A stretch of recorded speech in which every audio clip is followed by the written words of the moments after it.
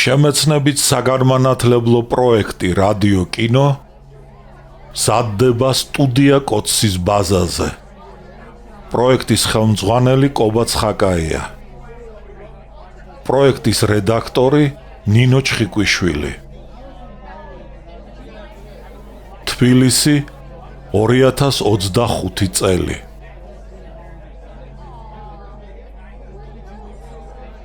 ალექსანდრე ქუთათელი, პირისპირ, რომანი 2 ტომად და 4 წიგნად.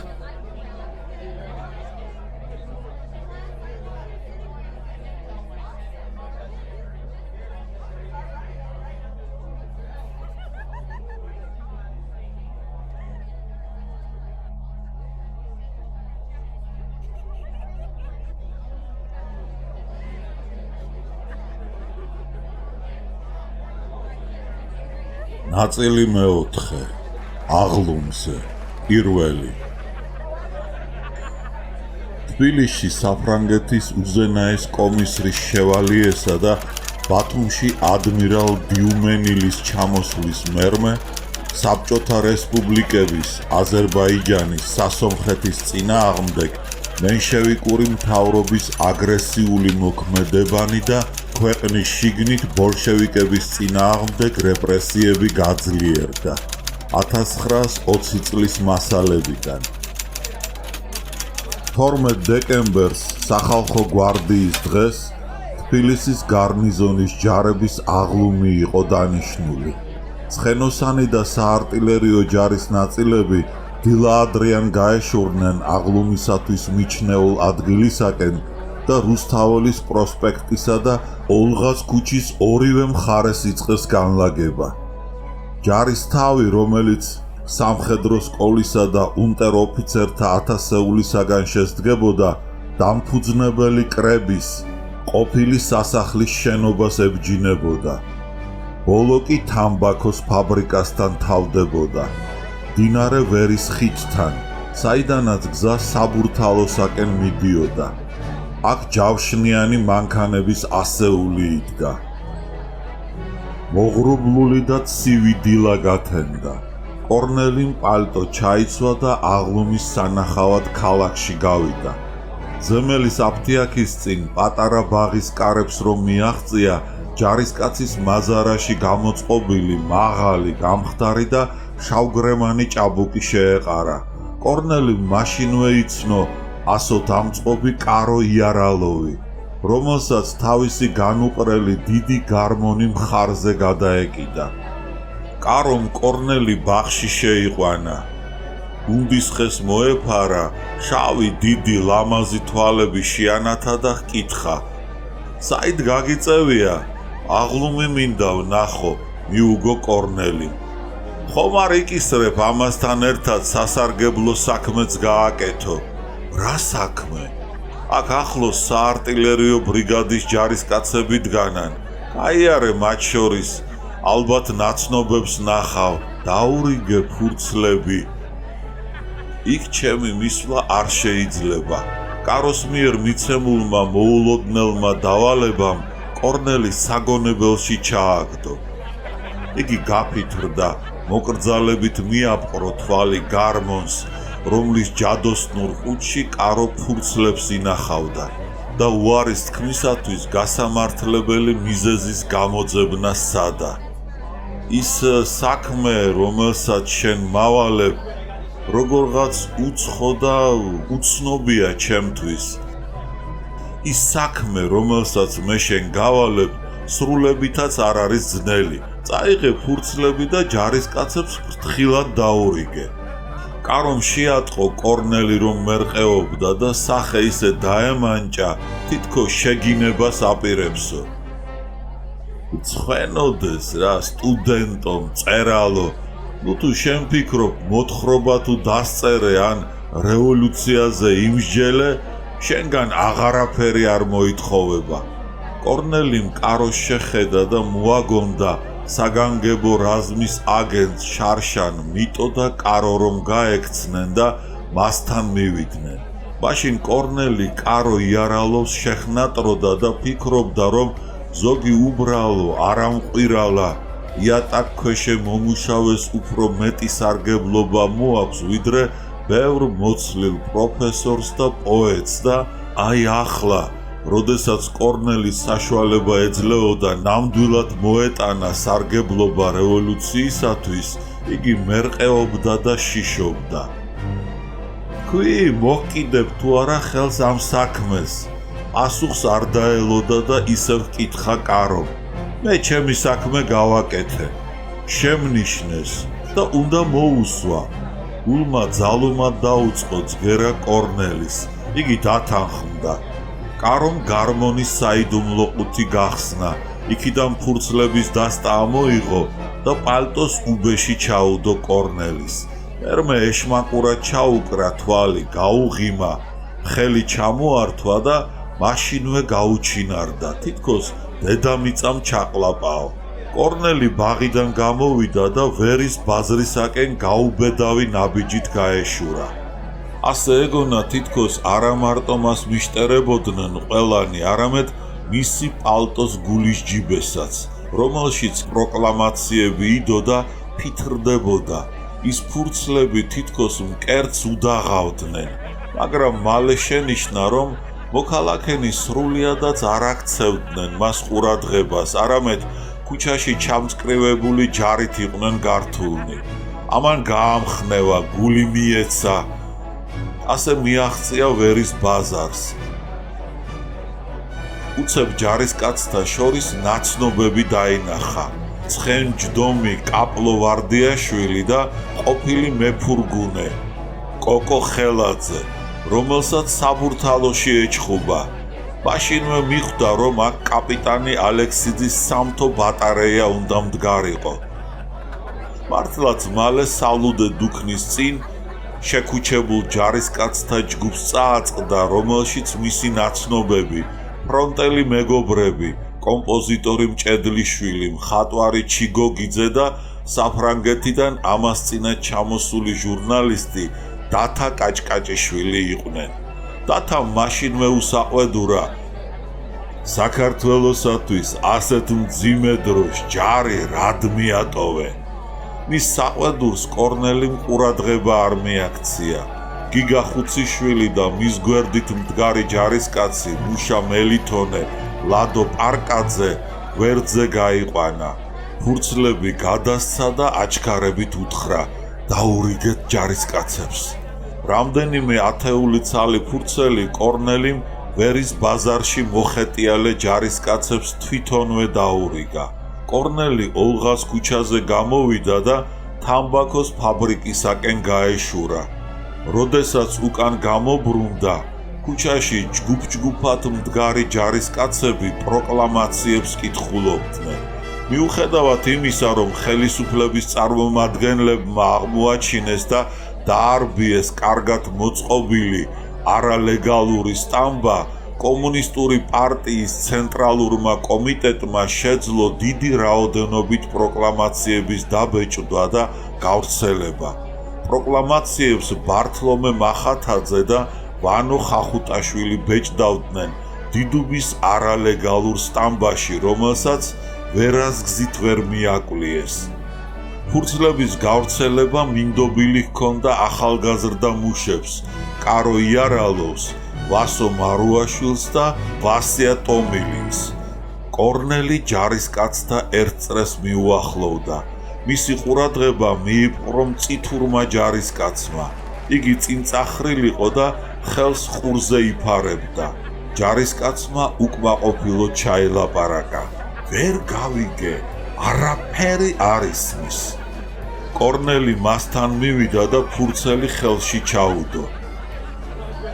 წაიღე, თვითონ წაიკითხე, ამ ფურცელში წერია ის, რაც ახლა ყველას აინტერესებს. მერე გარშემორტყმულ ჯარისკაცებს დარჩენილი პროკლამაციები დაურიგა და წავიდა. გენადი ქადაგიშვილი ოფიცრებს აღელვებით ელაპარაკებდა. ბოლშევიკებს თქვენი ჯარისკაცებისთვის ღია ცის ქვეშ სამკითხველო მოუწყვიათ. მიბრძანდით, თქვენ აუკრძალეთ კითხვა, მხოლოდ გაფრთხილებთ, ხიშტზე არ წამოგაგონ. ჩვენი ორგანოებიც მუშაობენ, რაღა, კორნელი მიცნო კარისმერეთელი ვაჭრის შვილი პავლე კუპრაძე, მომარაგების მინისტრის მოადგილე, რომელსაც ტარაკანი, ფურნის ჭია ერქვა. ტარაკანმა კორნელი ეჭვის თვალით შეათვალიერა. იქვე მდგარი, ლამაზი, წარმოსადეგი კაცი, ნაციონალ-დემოკრატი, ვექილი ირაკლი მიქელაძე იდგა. მას შავი პალტო ეცვა და შავივე კრაველის დაბალი ბუხრის ქუდი ეხურა. თავი არისტოკრატად მოჰქონდა, გრძელ ფრჩხილებს ატარებდა და ზედ მანიკურს იკეთებდა. ვექილი შეყვარებული იყო თავის თავზე და თავის მჭერმეტყველებაზე. მისი მჭერმეტყველება მანამდე მარტო სასამართლოს დარბაზით იფარგლებოდა და ახლა ქუჩაში რომ კამათობდა, კორნელის გაუკვირდა. იგი ხელით კუმშავდა პროკლამაციას და გაიძახოდა. ეს აჯანყების მოწოდებაა. სოფლიოში და საქართველოში შექმნილი პოლიტიკური სიტუაცია და კონიუნქტურა დღეს ისეთია, რომ საჭიროა ბოლშევიკების წინააღმდეგ ექსტრავაგანტული ზომების მიღება. წინააღმდეგ შემთხვევაში ჩვენს რესპუბლიკას კატასტროფა მოელის. ეს ალფა და ომეგა გახლავთ დღევანდელი პოლიტიკისა. იდენტური მოვლენა იყო ბაქოშიც. პლატონ მოგველაძის ღირსეული მოწაფეა, გაიფიქრა კორნელიმ და რადგან კარგად იცოდა, რომ თავის მჭერმეტყველებაში შეყვარებული ოქროპირი დიდხანს არ დაამთავრებდა უცხოური სიტყვებითა და ფერუმარილით შეთხუპნულ ტირადას, შეუმჩნევლად გაიპარა და მალე რუსთაველის პროსპექტზე ამოჰყო თავი. იგი მეტად კმაყოფილი იყო თავისი დღევანდელი მუშაობით. მიუხედავად მიქელაძის, ქადაგიძისა და ტარაკანის აღშფოთებისა, ჯარისკაცები პროკლამაციების კითხვას განაგრძობდნენ მანამდე, სანამ ეს არ გაიგო საგანგებო რაზმის უფროსმა, რომელმაც სასწრაფო ზომების მიღება გადაწყვიტა, მაგრამ ამ დროს გაისმა ბრძანება დადეკ. ჯარისკაცებმა ფურცლები მაზარის ჯიბეებში ჩაილაგეს და წყობრში ჩადგნენ. აღლუმი ნაშვა დღევს დაიწყო. მისი ასეთი დაგვიანება გამოწვეული იყო იმ გარემოებით, რომ სახალხო გვარდიის არსებობის 3 წლის თავზე მენშევიკებმა გადაწყვიტეს მოეწვიათ დამფუძნებელი კრების სხდომა. სხდომას ესწრებოდნენ საფრანგეთის უზენაესი კომისარი შევალიე, ადმირალი დიუმენილი, ინგლისის ელჩი უორდროპი, ამერიკის მისიის უფროსი პოლკოვნიკი ჰასკელი, იტალიისა და თურქეთის ელჩები. შევალიე და დიუმენილი დეკემბრის დამდეგს დრუდნოუტონით ვალდეკ რუსოთი ჩამოვიდნენ ბათუმში. ბათუმის ნავსადგურში იდგნენ აგრეთვე იტალიის კრეისერი აკორდატი და 2 ამერიკული ნაღმოსანი. აი ასეთი ძალების იმედით მოითხოვდა ბატონის შევალიე მენშევიკური მთავრობისაგან საბჭოთა აზერბაიჯანისა და ჩრდილოეთ კავკასიის წინააღმდეგ ბრძოლას. როდესაც მენშევიკურმა მთავრობამ შიში გამოთქვა იმის გამო, რომ საქართველოში შეიძლება დაიწყოს მუშებისა და გლეხების აჯანყება, რასაც ჩვენი ძალები ვერ გაუმკლავდებიან. მაშინ საფრანგეთის კომისარმა ანტანტის სახელით დამატებითი შეიარაღებული დახმარება აღუთქვა მას. ამასვე პირდებოდა ამერიკელი პოლკოვნიკი ჰასკელი. აღლუმი მაშინ უცნაურად ტარდებოდა. გარნიზონის უფროსის კვინიტაძის პატაკის მიმართვის მერე სარდალი ოდიშელიძე ჯარების დათვალიერებას არ შესდგომია. მთავრობის წევრების მიერ დაკავებულ ტრიბუნაზე არ ასულა და ჯარის ნაწილები ტრიბუნის წინაშე ცერემონიალური მარშით არ გაუტარებია.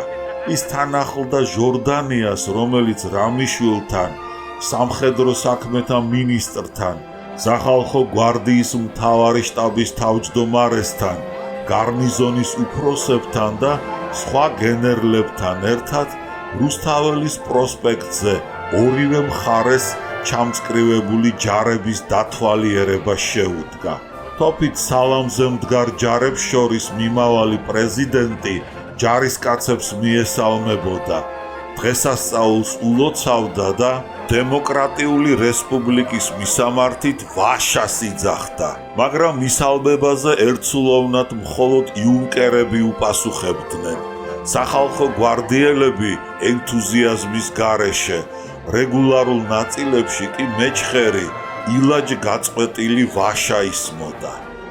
ამან ძლიერ დააჯავრიანა ჟორდანია, რამიშვილი, განსაკუთრებით კი გვარდიის მთავარი შტაბის თავმჯდომარე ჯუღელი. მას ღილებს შეხსნილი უქამრო მაზარა ეცვა და შავი ტყავისაგან შეკერილი რუსული ქუდი კარტუზი ეხურა. ადრე გაჭაღარავებულ ამ ყოფილ სტუდენტს ზერელად ნასწავლ და ეგზალტირებულ კაცს დიდი პრეტენზიები ჰქონდა ცნობილი პოლიტიკური მოღვაწე, ფილოსოფოსი და მწერალი გამხდარიყო. იგი ახლახან იყო შესული მენშევიკურ პარტიაში და ყოველ ღონეს და ხერხს მიმართავდა, რომ იმ პარტიის ბელადის ყურადღება მიეპყრო, მისი ნდობა და სიყვარული დაემსახურებინა. რაც უფრო წინ მიიწევდა პრეზიდენტი, მით უფრო მოშვებული და მეჩხერი ხდებოდა ვაშა. ვაშა! ჯუღელი ბრაზისაგან გაიგუდა, ქუდი მოიხადა, ხელი ასწია და ჯარისკაცებს ანიშნა, რომ პრეზიდენტისათვის ერთსულოვნად მხნეთ და ხმამაღლა ეპასუხათ. ასეთივე ნიშანს აძლევდა ჯარისკაცებს სარდალი ოდიშელიძეც, მაგრამ ამ ნიშნებზე ჯარისკაცები დამცინავად იღიმებოდნენ. ან კიდევ მრისხანეთ შესცქეროდნენ სახეში ჟორდანიას და მისი ამალის წევრებს. აბა სინჯეთ და გაგზავნეთ ესენი წითლების წინააღმდეგ. უჩურჩულა ჯუღელმა რამიშვილს. ჯუღელმა იცოდა, რასაც ამბობდა. ამას წინათ აზერბაიჯანის საზღვარზე მომხდარი შეტაკებების დროს ქართველმა ჯარისკაცებმა უარი განაცხადეს ბრძანების შესრულებაზე, მიტინგები გამართეს, წითელ არმიელთა დაძმობილება დაიწყეს, მთელი ბატალიონებით და პოლკებითაც კი დატოვეს ფრონტი. ოფიცრებმა მათი შეკავება სცადეს, ჯარისკაცები იარაღით დაემუქრნენ. საჭიროა საგანგებო ზომების მიღება, ახალი წმენდის ჩატარება ჯარში, მეტიც. არ უნდა მოვერიდოთ ახალ დახვრეტებსაც კი. მიუგო რამიშვილმა სახალხო გვარდიის მთავარი შტაბის თავმჯდომარეს. დახვრეტების მერე შეედავა ჯუღელი. დეზერტირობის შემთხვევები კიდევ უფრო გახშირდა. როდესაც ჟორდანია და მის ამალაში მყოფი მინისტრები და გენერლები ოპერის თეატრს მიუახლოვდნენ, ორკესტრის უცნაური ხმები შემოესმათ. რაღაც უჩვეულოდ გაისმოდა ნაღარებისა და სალამურების ხმა, უამრავი დოლების გვინვა გრიალი. მალე პროსპექტზე ინგლისის კოლონიური ჯარების პოლკიც გამოჩნდა. პრეზიდენტისა და მთავრობის ზოგიერთი წევრის გარდა ყველას უკვირდა, საიდან გაჩნდა საქართველოში ასე მოულოდნელად ინგლისის ჯარი. მას ვისაც მენშევიკების დიპლომატიური ნიჭი სჯეროდა, თბილისში ინგლისის ჯარის გამოჩენა, საფრანგეთის უზენაესი კომისრის შევალიეს და ადმირალ დიუმენილის საქართველოში ჩამოსვლა სამხედრო დახმარების დასაწყისად მიაჩნდა. აბა გაბედონ ახლა კომუნისტებმა აჯანყების მოწყობა, ამბობდნენ სულ მობრუნებული შინ გამოზრდილი პოლიტიკოსები. მაგრამ არც ჟორდანია, არც რამიშვილი და არც ისინი, რომლებიც ჩახედული იყვნენ საქმის ვითარებაში, არ იზიარებდნენ მათ აღტაცებას. მთავრობამ კარგად იცოდა, რომ თბილისში მოულოდნელად გამოჩენილი ინგლისის ჯარისკაცებს არაფერი საერთო არ ჰქონდათ სამხედრო დახმარებასთან. მთავრობამ ისიც იცოდა, რომ რამდენიმე დღის მერმე ეს ერთადერთი ინგლისური პოლკი ტრანსპორტზე ბათუმში დაიტვირთებოდა და სტამბულში გასწევდა. ამ პოლკის ისტორია ასეთი იყო. აზერბაიჯანში საბჭოთა ხელისუფლების დამყარების შემდეგ ინგლისის მთავრობამ სიპაებით ირანის ავსება დაიწყო. ის იმედოვნებდა, რომ დაშნაკური სომხეთის და მენშევიკური საქართველოს დახმარებით მოახერხებდა სამხედრო ძალის შექმნას, რომელიც მოსპობდა საბჭოთა ხელისუფლებას აზერბაიჯანში. ხელთიგდებდა ბაქოს ნავთს და მთელს კავკასიას. ანტანტა ინტრიგების ქსელს აბამდა კავკასიაში. მენშევიკური მთავრობა ამ საქმეში აშკარა დახმარებას უწევდა მას. საქართველოს მიწა-წყალზე ისევ პოვებდნენ თავშესაფარს ჩრდილოეთ კავკასიის მთიელებისა და აზერბაიჯანის ყოფილი მთავრობები. მათი კომიტეტები თავისუფლად ადგენდნენ ჯარის ნაწილებს, რომლებსაც მენშევიკები იარაღს აწოდებდნენ და მერმე ჩრდილოეთ კავკასიაში აჯანყების მოსაწყობად გზავნიდნენ. მენშევიკურ საქართველოს საგანგებო რაზმსა და ინგლის-საფრანგეთის კონტრდაზვერვას შორის მჭიდრო კავშირი არსებობდა. საქართველო გადაქცეული იყო კავკასიაში საბჭოთა ხელისუფლების ამაფეთქებელ პლაცდარმად. მაგრამ მოულოდნელად სომხეთში აჯანყება დაიწყო. დაშნაკური მთავრობის თხოვნით ინგლისელებმა თავრიზიდან ერევანში სიპაების პოლკი შეიყვანეს. სიპაები უნდა დახმარებოდნენ დაშნაკურ ჯარებს აჯანყების ჩაქრობაში. მაშინ საბჭოთა ჯარის ნაწილი, რომელიც აზერბაიჯანში იდგა, სომხეთისაკენ დაიძრა. დაშნაკთა ცალკეული რაზმების სუსტი წინააღმდეგობა გადალახა და 1920 წლის 2 დეკემბერს ერევანში შევიდა. სომხეთში საბჭოთა ხელისუფლება გამოცხადდა. სიპაების პოლკი მოსწყდა ირანისაკენ დასახევ გზას და საქართველოს საზღვრებისაკენ გამოიქცა. პოლკის უფროსმა თხოვნით მიმართა ჟორდანიას მთავრობას ნება დაერთო მისი პოლკისათვის, რათა თბილისსა და ბათუმზე გავლით თურქეთში წასულიყო. აი ინგლისის ჯარის ეს პოლკი მოდიოდა ახლა ორკესტრით რუსთაველის პროსპექტზე.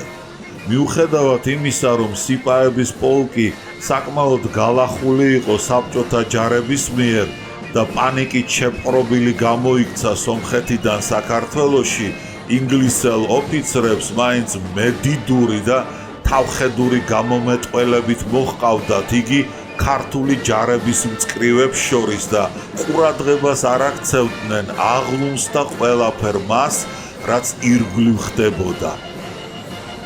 ინგლისის კოლონიური პოლკი შედგებოდა სიპაებისაგან, გამხდარ, გალახულ, შავ და ჯუჯა ჯარისკაცებისაგან. სიპაებს ინგლისური ფრენჩები, გალიფე, ჰამაშები, ფეხსაცმელები ეცვათ და მათი ჩია ტანისათვის შეუფერებელი დიდი კარაბინები ეკიდათ თასმებით მხარზე. ისინი მონდომებით მოდიოდნენ და ნალებდარტყმულ, დალურსმულ ფეხსაცმელებს აბრახუნებდნენ პროსპექტზე. ამ მონდომებულ სვაში აშკარად ჩანდა ინგლისელ ოფიცერთა მიერ მათი ხანგრძლივი და მკაცრი წრთნა. პოლკს წინ მიუძღოდა შოტლანდიური ბატალიონი და ნათხოვარი ორკესტრი. იგი შედგებოდა ძველი შოტლანდიური ინსტრუმენტებისაგან. აქ იყო პატარა და ვეება დოლები. დამკვრელები გაშმაგებით სცემდნენ დოლებს თავკომბალა ჯოხებს, რომელსაც ჰაერში ისროდნენ და ჟონგლიორივით ათამაშებდნენ. აქ იყო კლარნეტები, ფლეიტები, სალამურები, დუდუკები, ბუკები, ნაღარები, იღლიაში ამოჩრილ გაბერილ ტიკჭორებზე მიმაგრებული სტვირები. ბუკებისა და ნაღარების ძახილი, სალამურებისა და დუდუკების ტვენა და დოლებზე გაშმაგებული ბრახუნი ჰაერს აყრუებდა. სიპაების პოლკი გაცდა ფოსტის შენობას. ოპერის თეატრისაკენ გაემართა და არ ფიქრობდა პროსპექტიდან გადახვევას და პარალელურ ქუჩაზე გასვლას, სადაც მისთვის მესანგრეთა ჯარების ყაზარმები იყო გამოყოფილი. პრეზიდენტი, მისი ამალა, გენერლები იძულებული გახდნენ, შეჩერებულიყვნენ და შეეწყვიტათ ჯარების დათვალიერება. მაშინ თბილისის გარნიზონის უფროსმა, გამხდარმა, კაფანდარა კაცმა, გენერალმა კვინიტაძემ ინგლისის კოლონიური პოლკის უფროსს თავისი ადიუტანტი გაუგზავნა. კორნელიმ დაინახა, როგორ გაიქცა თავქუდმოგლეჯილი ადიუტანტი და ცხენივით დიდთავა, ვეება, ნიკაპიან, მაღალ და მწითურ კაცს, ინგლისის პოლკის უფროსს, მაიორს გაეჭიმა და გადასცა გარნიზონის უფროსის თხოვნა, გაეთავისუფლებინა პროსპექტი. მაიორმა მრისხანეთ შეხედა და სახის მედიდური გამომეტყველებით განაგრძო ქართველ ჯარისკაცთა შერენგების შორის სვლა. ადიუტანტმა ისევ მიირბინა მასთან და გვერდზე მიყოლით გაუმეორა. ბატონო მაიორო, გარნიზონის უფროსი გთხოვთ გაათავისუფლოთ პროსპექტი, გადავუხვიოთ აი იმ ოპერის თეატრის შენობასთან. ხელი არ შეუშალოთ აღლუმს და ჯარების თვალიერებას, რომელსაც თვითონ პრეზიდენტი აწარმოებს. მაიორი არ შეჩერებულა, არ შეუხედავს ადიუტანტისათვის. ისე გაუღიმა ხელქვეით თავის ოფიცრებს, ცხენსავით დიდი კბილები გამოაჩინა და ირონიულად გაცრა მათში. პრეზიდენტ? მერმე ისევ მრისხანე გამომეტყველება მიიღო. ადიუტანტს მოთმინება დაეკარგა და გაბრაზდა. გენერალი კვინიტაძე შორიდან ხედავდა ყოველივე ამას. ჯარების სარდალთა ოდიშელიძესთან მივიდა და უთხრა: ეს ინგლისელი დაქცინის, დარწმუნებული ვარ, მათი ორკესტრიც განზრახ ხმაურობს, ასე რომ ხელი შეუშალოს ჩვენს აღლუმს. ეს უზრდელობა და უმსგავსობა, დაეთანხმა გენერალი ოდიშელიძე. განა ის თავხედი ოფიცრები ღირსნი არ არიან პროსპექტიდან რომ გავრეკოთ. მიუბრუნდა სარდალს გენერალი მაზნიაშვილი, შავგრემანი ჯმუხი კაცი, რომელსაც დასავლეთის ფრონტზე დასახიჩრებული შემხმარი პლავი ბაზარის სახელოში უწეოდ ეკიდა. ჟორდანიამ ყური მოჰკრა გენერლების ლაპარაკს, შეშინებული თვალები გადმოკარკლა და უთხრა: რას ბრძანებთ? ამ ოფიცრების გამო ხომ არ გავართულებთ ჩვენს ურთიერთობას დიდ ბრიტანეთთან? ვაცალოთ მათ ჯარს, პროსპექტზე გავლა, დაუძახეთ ადიუტანტს. იმართა ჟორდანიამ გარნიზონის უფროსს. რას ჩასცივებია ინგლისელ ოფიცერს? აბა შეხედეთ, რა დარეშვება? ჭხუბს ხომ არ აპირებს მასთან? დაუძახეთ, გეთაყვა. ესე შენი პრეზიდენტი, გაიფიქრა გენერალმა მაზნიაშვილმა და ბრაზისაგან აცახცახდა. პრეზიდენტმა კი ინგლისელი ოფიცრების მიერ მიყენებული შეურაცხყოფა გადაყლაპა, გვერდზე მიდგა, გზამისცა მათ და თავის ჯარისკაცებს შეერია. მაგრამ მაშინვე ქართველი ჯარისკაცები წყობრიდან გამოვიდნენ. ქოფები გადმოიღეს, ხიშტებით აჯაგრული ფოლადის კედელი შეჰკრეს და ინგლისელ ოფიცრებს გზა გადაუღობეს. ოფიცრებმა ჯარისკაცების აღშფოთება, შეტაკებისათვის მზადყოფნა და ძალა რომ დაინახეს, შეშინდნენ და უკან დაიხიეს და ჯარისკაცებში აირივნენ. მაიორმა ბრძანება გასცა და მისი პოლკი პროსპექტიდან ბარიატინსკის ქუჩაზე შეშინებულ ცხრის ფარასავით უწესრიგოდ და საჩქაროდ დაეშვა. დიდი ვაივაგლახის მერმე ქართველმა ოფიცრებმა ძლივს მოახერხეს აღშფოთებული ჯარისკაცების დამშვიდება და წკრივში მათი ჩაყენება. თავზარ დაცემული ჟორდანია მომხდარი შემთხვევის გამო დიპლომატიურ შედეგებზე ფიქრობდა. მხრებს ნერვიულად იჩეჩავდა და ერთსა და იმავეს დაბნეულად გაიძახოდა. სკანდალია! სავალალო ინციდენტის გამო ხალხში შექმნილი მძიმე შთაბეჭდილების გასაქარვებლად ჟორდანიამ ჯარების დათვალიერება განაგრძო. ყოფილ კადეტთა კორპუსის შენობას რომ მიუახლოვდა, თბილისის გარნიზონის სადარაჯო ბატალიონის ჯარისკაცებს მიესალმა და რიხიანად გასძახა. გაუმარჯოს საქართველოს დემოკრატიულ რესპუბლიკას, ვაშა! ბატალიონმა დუმილით უპასუხა და ვაშას ნაცვლად რომელიღაც ჯარისკაცმა მწყობრი და ხმამაღლა და გარკვევით დაიძახა. გაუმარჯოს თავისუფალ საქართველოს! ეს იყო ფრონტელი ჯარისკაცი, ყოფილი მწყემსი და განთქმული მონადირე, ჩასკვნილი შავგვრემანი, ხელმარჯვე გლეხი შაქრო როსტიაშვილი. იგი 35 წლის კაცი იქნებოდა. ჟორდანია წამოწითლდა და ჯარების მისალმება შეწყვიტა. გაუმარჯოს თავისუფალ საბჭოთა საქართველოს! ამ საქმეს რამიშვილმა და ჯუღელმა მოჰკიდა ხელი. როდესაც ფრონტელმა ჯარისკაცმა ბოლშევიკური ლოზუნგი წამოიძახა, რამიშვილმა ისე შეხედა მას თავისი ავი და შემაზრზენი თვალებით თითქოს გაპობას უპირებსო. ჯარისკაცი შეკრთა და თავი ჩაჰკიდა. რამიშვილი შებრუნდა და გარნიზონის უფროსს წასჩურჩულა. უბრძანეთ გენერალო, დოყლაპია პოლკოვნიკ ჯიბო მაყაშვილს თავისი უვარგისი და გახრწნილი ბატალიონი აღლუმიდან გაიყვანოს. ჯარისკაცი კი მე მგონია თქვენ შენიშნეთ იგი უნდა დაპატიმრებულ იქნას და ხვალ დილითვე დაიხრიტოს მწყობრის წინ.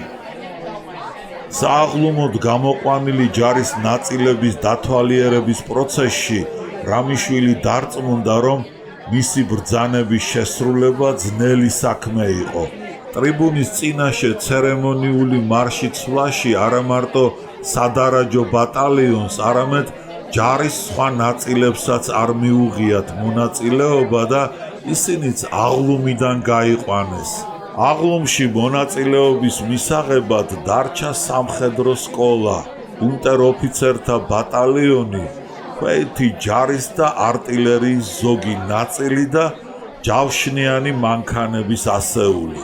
ასეთივე დაცხრილვა განიცადეს აგრეთვე ქარხნის მუშების კოლონებმაც. 1920 წლის 12 დეკემბრის დღე ცუდ საზეიმო ვითარებაში ჩატარდა. როდესაც სადარაჯო ბატალიონი თბილისის ქვეითი პოლკის ყოფილ ყაზარმებში ავლაბარში დაბრუნდა, პოლკოვნიკმა ჯიბო მაყაშვილმა მორიგე ოფიცერს, ეშხიან ტანად ჭაბუკს, პორუჩიკს სიკო დევდარიანს, შაქრო როსტიაშვილის დაპატიმრება უბრძანა და მერმე ქალაქში შეშფოთებული გაეშურა.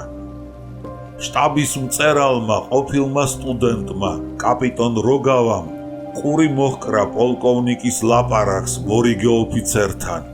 მალე ყაზარმებში ხმა გავარდა, ბატალიონისათვის საყვარელი როსტიაშვილი დააპატიმრესო.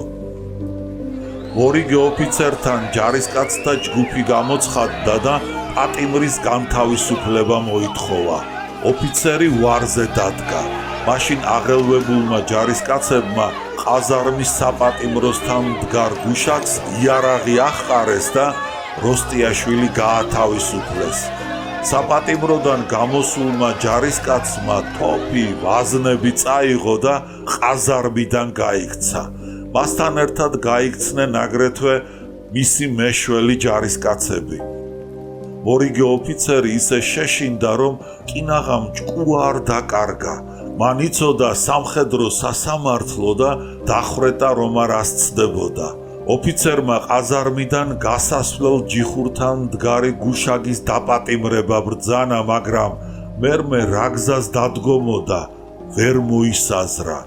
მას შავტუხა, ბანჯგვლიანი და ვეება კაცი, ზემდეგი მიხა გაგნიძე მიეშველა. ბატონო პორუჩიკო, მე ვიცი სად გაიქცა პატიმარი. პორუჩიკს იმედის ნაპერწკალმა გაუელვა თავში და ჰკითხა, სად? მან რკინიგზის ლიანდაგი გადასჭრა და სასაფლაოსაკენ გაეშურა. იქიდან ალბათ სამგორს გადაივლის და კახეთში ჩავა. მისი დამქაშები, მე ვფიქრობ, ისინი ქალაქიდან არ გასულან. ალბათ ავლაბარში მიიმალდნენ. შეატყობინა პორუჩიკს ყოვლის მცოდნე ზემდეგმა, ოფიცრების ერთგულმა ძაღლმა, ყოფილმა მეცხვარემ, მეღვინემ და მევახშემ მიხა გაგნიძემ, რომელსაც როსტიაშვილისაგან დაკრული სატევრის ნაკვალევი კეფაზე აჩნდა. კარგია, პატიმარი როსტიაშვილი, კახეთს რომ მარტო გაქცეულა. საიდან იცი ყოველივე ეს? გაუკვირდა პორუჩიკს.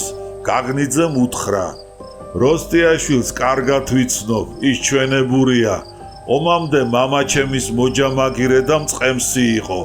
ომიდან რომ დაბრუნდა, გლეხები ააჯანყა და თავს დაგვესხა, აგვაწიოკა. ცოტა თუ ბევრად შეძლებულნი, იძულებულნი გავხდით, სოფელი მიგვეტოვებინა. ახლა აქაც მოგვაგნო. დაგვედევნა და არ გვასვენებს. ჩვენს ბატალიონში ნახევარზე მეტი ბოლშევიკები არიან და მათი მეთაური შაქრო როსტიაშვილია. ის აჯანყებს ჯარისკაცებს.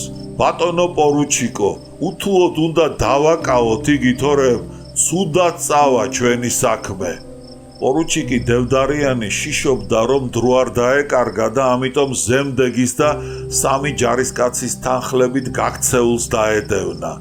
გაგნიძე მართალი აღმოჩნდა. სასაფლაოს დარაჯს ენახა სამგორისაკენ მიმავალი შეიარაღებული ჯარისკაცი.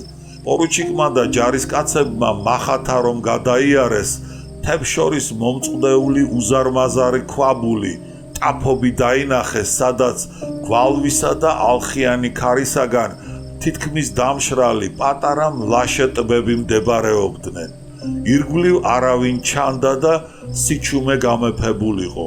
ხოლო დეკემბრის ცივი ნიავი წყლის ზედაპირს აციმციმებდა და თევზის ქერეჭის მსგავსი სადაფისფერი პატარა ციცქნა ტალღები ნაპირისაკენ გამორბოდნენ. იმედგაცრუებული პორუჩიკი და მისი მხლებლები თიდან დაეშვნენ. ქვაბული გაიარეს და მიუხვიეს თუ არა, უცბად როსტიაშვილი დაინახეს, რომელიც ბილიკით მთაზე ადიოდა.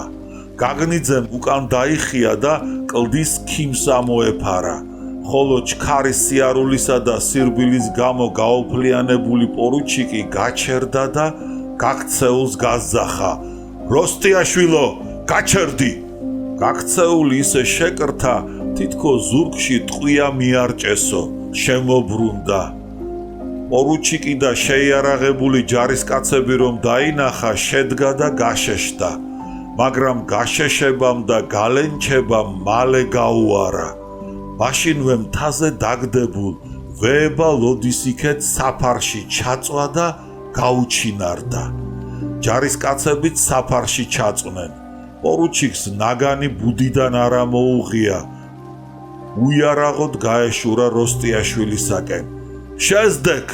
გააფრთხილა გაქცეულმა. პორუჩიკმა ნაბიჯი შეანელა და გაზძახა. როსტიაშვილო, ყური მიგდე. ბრძანება გაუქმებულია. დანაშაული გაპატიეს. ყაზარმაში წამოდი. ისინი დიდი მანძილით იყვნენ ერთმანეთს დაშორებული და ამიტომ ხმამაღლა იძახდნენ. გაქცეულმა პორუჩიკს ჰკითხა: ბრძანება თუ გაუქმებულია, ჯარისკაცებით რად დამედევნე? ეს იმიტომ რომ თავი არ წააგო და მეც არ დამღუპო. შენ დეზერტირად გამოგაცხადებენ, მერე კი სასამართლოში მიქცემენ. რად გინდა ეს? გეუბნები, ბრძანება გაუქმებულია. წამოდი ყაზარმაში. როსტიაშვილმა საფარიდან გადმოიხედა. ქვევით მიწაზე გაწოლილი ჯარისკაცები და მათ შორის გაგნიძე რომ დაინახა, ცუდად ენიშნა. ახლა ეჭვი არ ეპარებოდა იმაში დევდარიანი რომ ხაფანგს უგებდა. პორუჩიკი ისევ შეეცადა წინ წაწევას. შეზდეკ! ნაბიჯიც არ გადმოდგა. გაშმაგებით უყვირა როსტიაშვილმა. დევდარიანი მაინც წინ მიდიოდა. რა მოგივიდა, გონსმოდი როსტიაშვილო, არ მესროლო, ხედავ, უიარაღოთ მოვდივარ. მე შენი დაღუპვა არ მინდა, ბიჭო, დამიჯერე, მერწმუნე. ემუდარებოდა იგი ჯარისკაცს. შეზდეკ, მე შენი არ მჯერა, შენ ჩემი მოსისხლე მტერი და მგელკაცა მიხა გაგნიძე აგდევნებია, შეზდეკ. რაც უფრო უახლოვდებოდა დევდარიანი როსტიაშვილს, მისი ხმა მით უფრო ხვეწნისა და მუდარის კილოს ღებულობდა. უილაჯო, სუსტი და შესაბრალისი ხდებოდა, როგორც ხმა სასიკვდილოდ განწირულისა. როსტიაშვილის ხმა კი პირიქით სულ უფრო და უფრო ძლიერდებოდა, ბრძანების კილოს ღებულობდა, ურყევი გადაწყვეტილებით ივსებოდა, დაძაბულობის უკიდურეს წერტილს აღწევდა. უცებ როსტიაშვილმა თავზარდამცემი ხმით დაიძახა, თითქო ქუხილი გაისმაო. შეზდეკ, გესროლე. გაგნიძე დარწმუნდა იმაში, რომ როსტიაშვილი ახლავე გაისროდა და ამიტომ მეთაურს შესძახა. ბატონო პორუჩიკო, გამობრუნდით, დაწექით. მაგრამ გონება წართმეული პორუჩიკი ისევ წინ მიიწევდა. თითქოს უხილავი ძალა სიკვდილისაკენ ეზიდებაო.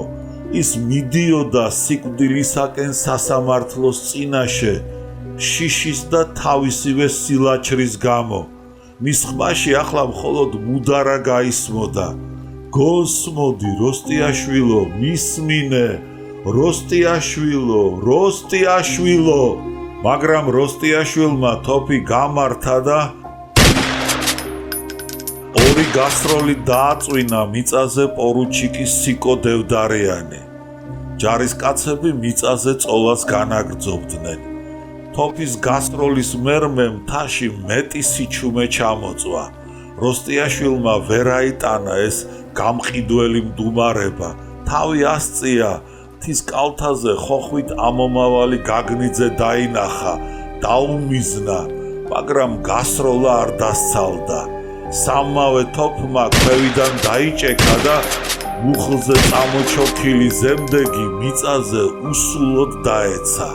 გაოცდა როსტიაშვილი და საფარიდან გაფაციცებით გადაიხედა.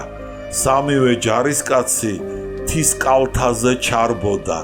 ისინი არა ქალაქისაკენ, არამედ მახლობელი სოფლისაკენ, დიდი ლილოსაკენ წავიდნენ და მიხვდა როსტიაშვილი, რომ იმ ჯარისკაცებმა ჯარი მიატოვეს.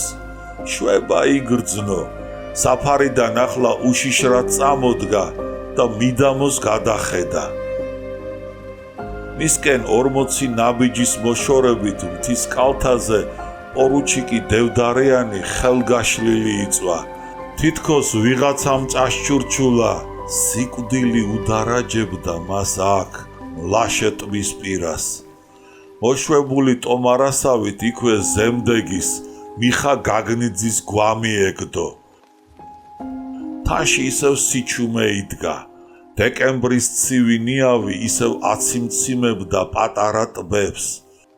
თევზის სადაფისფერი ქერეჭის მსგავსი ციცქნა ტალღები ზღვის ზვირთებს ბაძავდნენ და ყვინჩილებივით წამოქოჩრილნი ნაპირისაკენ გამორბოდნენ. დღე და ღამე იყრებოდა. შორს მთის თხემის იქით ქალაქის გარეუბანი ჩანდა. უცებ ქალაქში შუქ მიმქრალი და მიბჟუტული ლამპიონები აღენთნენ. როსტიაშვილმა თოფი მხარზე გადაიკიდა. თიდან ჩაირბინა და კახეთისაკენ მიმავალ გზას დაადგა.